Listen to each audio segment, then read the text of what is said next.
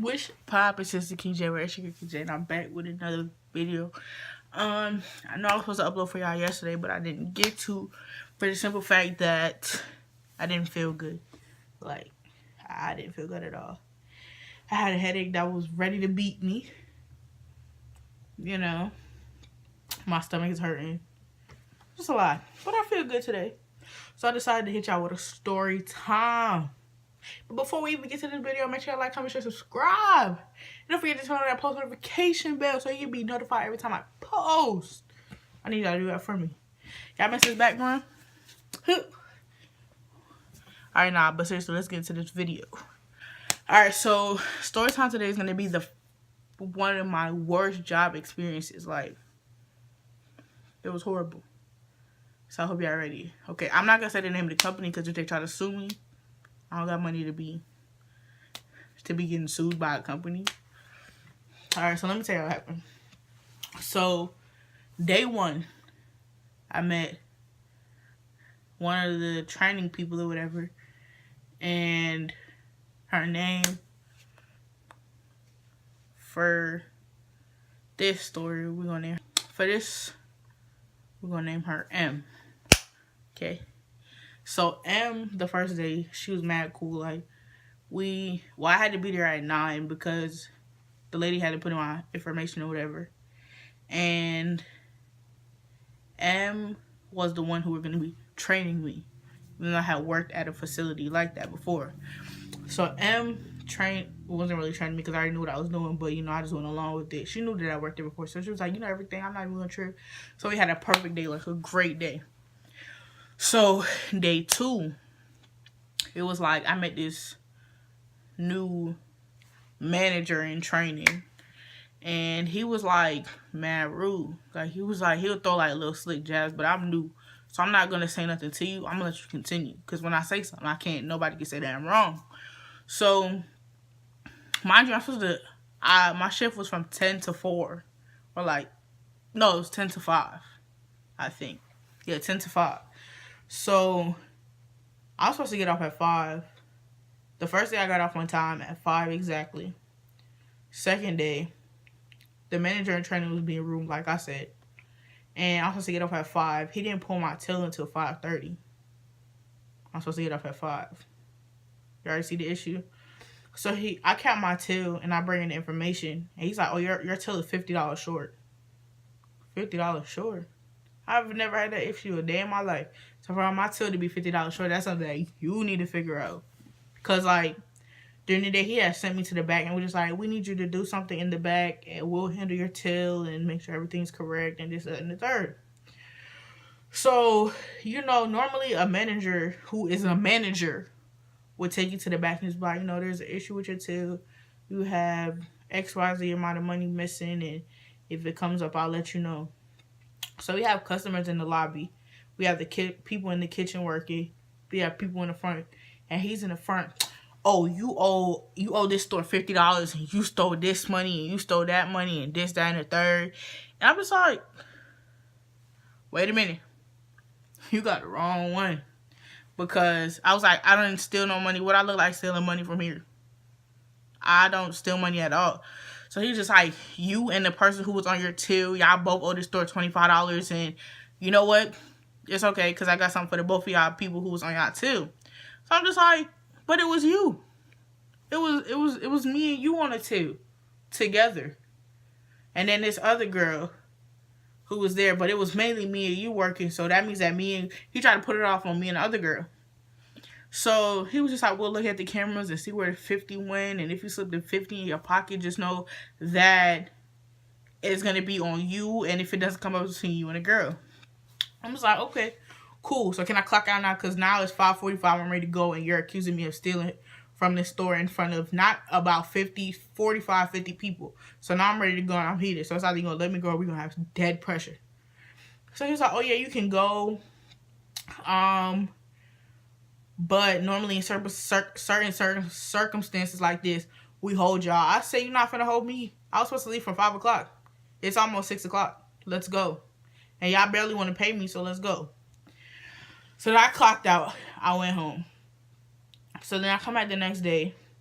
And I go to the head manager, the person who hired me. I was just like, you know, one of your workers accused me of stealing $50. She was just like, oh, we found it. It was under the till the whole time. Under the till? How $50 get under the till? I was like, how did the $50 get under the till? She was like, well, I don't know, but we found it. Come to find out, the dude was trying to set me up. And he put $50 under the till. He put a $50 bill and tried to say, oh, I stole it. You got caught. I'm like, I just started working here. This is only my second day. And you already trying to accuse me of something. So day 3, him and his friend, they were like talking little slick stuff or whatever. And I'm just like, I ignored it. Because 1, I'm not here for you. I'm not here for your friend. I'm not here for none of y'all. I'm just here to get my check and dip. And do what I gotta do. So, I also realized that he was on the headset talking rude and disrespectful to customers. And that's not how you operate. Like, these people, if it's not for these people, then this store doesn't get any money. Or if it's not for these people, this establishment, corporate, whatever, do not get any money. So you being married to these people, and then they come around like, he used to be on the headset like, hello. The people would be like, yes, I want to, hold on, I'll get back to you when I'm ready. Then he would walk out around the store for about 10-15 minutes. And then he'll take the order like, oh, I'm sorry, I was doing something.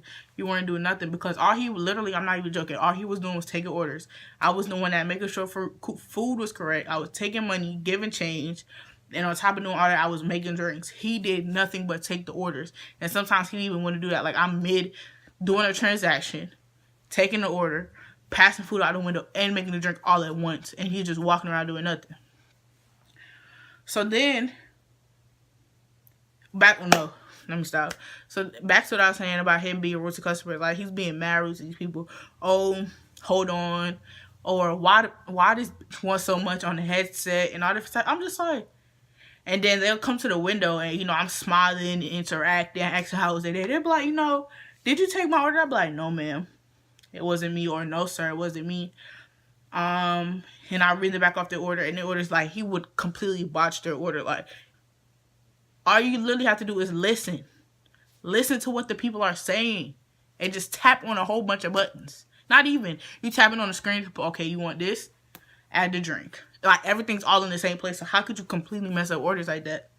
So then I'm like, you know, who was I talking to you? They was like, you're really nice. And, you know, if people come up there extremely mad, I'll do stuff like, you know, oh, I'm sorry for the trouble. I'll give you this, or I'm sorry for the trouble. Like, it was even to the point where people were coming through the drive-thru and tipping me. And, like, giving me, like, bills type thing. Like, I remember this one lady, she had a lot of people in the car, and everybody was ordering. He was being mad, rude, and disrespectful. So once she got to the window, she was like, "Where you don't want to take my order?" I was like, "No, man, I'm not the one taking your order." She was just like, "You know, can I get an additional cup of water?" He was just like, "Oh, that's 25 cents." I said, "Don't worry about it. Ma'am, I'll handle that for you." I gave her, I think she had for like 2 or 3 cups of water. I gave her, instead of like the normal cups that they gave them, I gave them large cups of water. And I made sure that their order was correct from head to toe, because he completely botched her order. So then she was like, you know, "I really appreciate you. Thank you. Normal people would have been rude and disrespectful." And she was just like, whoever was on the headset was super rude. And she literally tipped me $10 that day, because I was just being nice and being genuine. So he was just like, "Oh, you know you have to split that with everybody work there." I said, "No, I don't. No, I do not. You was being rude, so why would I split my tip?" Exactly. So then it was like a few days passed by. Because every day he was like saying his little sneaky stuff. So a few days passed by, and it's another manager who works in the kitchen. And he was like, he from the Bronx or whatever. And he's from the Bronx. Hold on, I'm trying to get the correct wording of what he said. He said he's from the Bronx, and you say you're from the Bronx. So let's see if it's real that you're from the Bronx. First of all, why I gotta lie where I came from? What you want to do? See my like. So he was just like, he called the boy, and the boy was like, "Where are you from?" I said, "I'm from the Bronx." He was like, "Which part of the Bronx?" I'm not gonna say which part of the Bronx I'm from, but I was just like, you know, XYZ. I live by XYZ. Not give an exact location, but like, you know, boom, boom, boom. So the boy was like, the one who was being disrespectful the whole time, he was just like, oh, she don't know what she's talking about. So the other boy who said he's from the Bronx, he was like, no, what she's saying is right. All the places that she's talking about, I've lived over there. I've been where she's talking about. So then I left the situation alone. I minded my business for the rest of the day. Like, you can't tell me where I'm from and where I'm not from. And then when I prove it to you, you're going to catch an attitude. So then later in the day, it was time for me to go because my time to get off was at 5. So the person who was supposed to come relieve me got there from 4:30. The person clocked in and was sitting on the clock. And I'm just like, all right, so it's time for me to go. Can you remove my till? So he goes around and pulls everybody till except for mine. Some of these people not leaving until 6, 7. Some of these people staying until late in the nighttime. So I'm just like, no, man, something is not right. I asked the girl, I was just like, what time are you leaving? She said 7. I asked the other girl, oh, I'm not leaving until, I'm staying the whole day. I'm working a double today. I asked the other person. They like, oh, I'm supposed to be leaving at 7:30. I'm supposed to be leaving at 5 and he's pulling our till, but my till is still here. Then he goes and he pulls his own till. Okay. So I'm like, can you pull my till now? It's time for me to go. My ride is outside. I'm ready to go. I've been here. Matter of fact, I came here early today. I was supposed to be at 10. I got here at 9:30. So can you please pull my till? Right?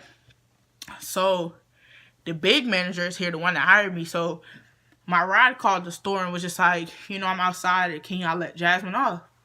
Why the big manager gonna come around? Oh, Jasmine, you're still here? I was like, yes, I am still here because your worker who was supposed to pull my till 30 minutes ago told me he'd be back. So he was just like, oh, the person who was supposed to relieve you isn't here yet. The person who was supposed to relieve me has been here since 4:30, right? And on top of that, this person has been walking around actually for his till. You relieve a whole bunch of other people, but didn't relieve me. You relieved yourself, and you're not leaving until 9 o'clock tonight. So then he comes and he finally pulls my till. I was like, person, I'm supposed to leave here at 5 o'clock. It's now almost rolling over into 6 o'clock. And you're just now pulling my till. The person who was here before me, the person who was here to relieve me, is here now. So why isn't my till pulled? He gonna say, and I quote, listen, this is not the Bronx no more, so you're gonna lose that Bronx attitude. When I tell you, that's when I flipped my shit. I swear to God, I flipped my shit. So I was just like, Bronx attitude. I said, I didn't have an attitude. I never had an attitude with you. I said, no matter how much you done said, I've never caught an attitude. He was like, oh yeah, you do. I said, listen here. I said, I never had an attitude with you. I've been cool. I've been calm. I've been collective. I've been respectful. So you're going to keep pushing your words at me, and it's going to come back to bite you. So then he pulls my till, and he bumps me, like being petty and childish, acting like a female. He bumps me. So then I said, what was that for? So he was like, count it. Little do you know I clock out and not count this.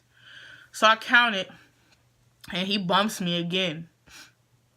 And I'm just like, listen, you said I have a Bronx attitude. I don't. But if you really want to see a Bronx attitude, keep on. So he bumped me again. I said, listen, now this is going to be my last time telling you. I don't need this job. Y'all need workers. Y'all are the one that hired me on the spot. I've been working here for a week and a day. And you really been pushing it for the past 6 days. I was like, I don't need this job. I can fight you right here. I can fight you out there. I can fight you in the lobby. Give the customers a show. I can fight you in the kitchen. I can fight you behind the store. I can fight you across the street at the supermarket, at the bank, or at the gas station. I'm not the one. Do not push me. Do not test me. Because I didn't disrespect you. I didn't do nothing disrespectful to you. I've been mad, kind, and mad respectful. I done picked up your slack multiple times with these customers, and I didn't say nothing rude to you. I said the situation where the $50 was hid, and you tried to say, oh, I stole $50. I was respectful, and I came in the next morning with a respectful attitude. So what you not about to do is disrespect me. So he was just like, oh, there go that Bronx attitude. I said, ain't no Bronx attitude, because if you really want to see a Bronx attitude, I could have been gave it to you. So then he was just like, oh, I'm sorry. I'm sorry. Then I counted my two. So then the big manager gonna write me up because I didn't come to work one day. First of all, lady, you got me working like a slave. She had me working from 10 to 5 every day. Now you don't think I'm gonna want a day off? Like, she didn't want to give me no day off. So I called out on the Saturday. I was just like, you know what? I didn't feel good. I called in. I was like, you know, I don't feel good. And she wrote a long, drawn out essay talking about some, oh, I decided to skip work to go party for St. Patrick's Day.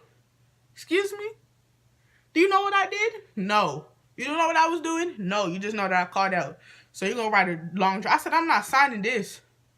And I was like, hey, y'all need to get y'all workers. So then he was just like, so I count the money and I give it to him.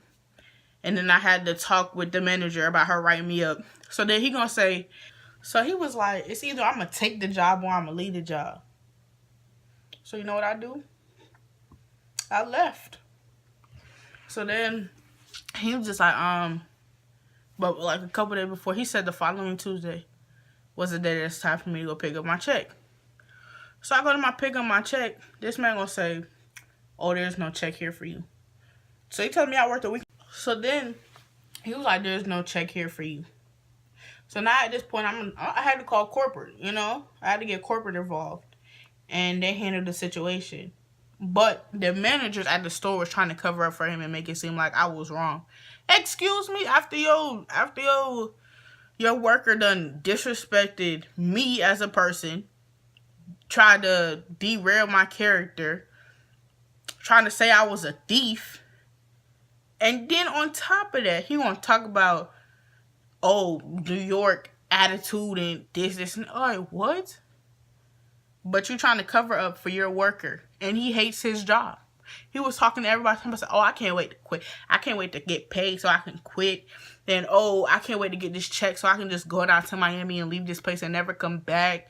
And all different type of craziness. Like, y'all covering for him, but little do he know he down talking y'all. He telling people not to come back to y'all store.